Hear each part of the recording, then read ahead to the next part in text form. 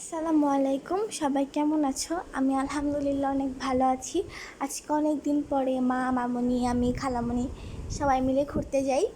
আজকে আমরা অনেক এনজয় করেছি।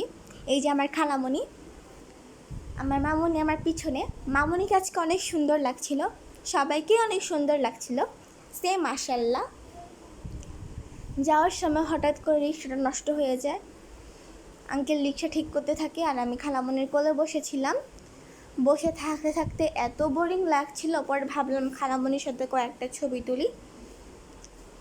এরপরে আমি আর আমার খালামণির ছবি তুলি। রিক্সা ঠিক হওয়ার পরে রূপনগর চলে আসলাম। একটু ঘোরাঘুরি করার পর ভাবলাম একটু ওই দিকটায় যাই, ওই দিকে অনেক সুন্দর ধান ক্ষেত আছে। তো তারপরে আমরা ওইদিকে যাওয়ার রাস্তা বের করলাম। ফার্স্টে আমার খালামণি নামলো, এরপরে আমি ভেবেছিলাম যে আমি নামতেই পারবো না, কিন্তু না, আমি পেরেছি আলহামদুলিল্লাহ। নামতে পারা খুশি একটু নাচছিলাম। তো যাই হোক, ফাইনালি সুন্দর করে নামতে পারলাম আমি নিচে। এখন আমরা একটু ঘোরাঘুরি করব, ছবি তুলব, ভিডিও করব। আজকের ওয়েদারটা অনেক সুন্দর ছিল, আকাশটা অনেক সুন্দর ছিল। এই শাড়িটা মাকে পাপা 2012 সালে অ্যানিভার্সারির দিন গিফট করে। এই শাড়িটা এখন আমার যত্ন করে রেখে দিয়েছে। এখন আমাদের ঘোরা শেষ, এখন আমরা বাসায় চলে যাব।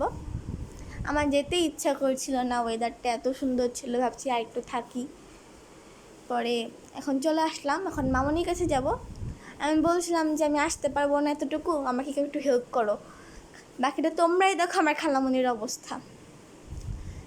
এখন আমরা বাসায় চলে যাচ্ছি। সারা রাস্তা আমি আর আমার মামনি, খালামনি সবাই অনেক গল্প করি।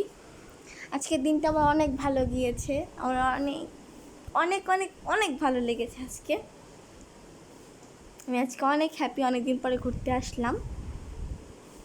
এই যে আমার মামুনি। সবাই ভালো থাকো, আল্লাহ হাফিজ।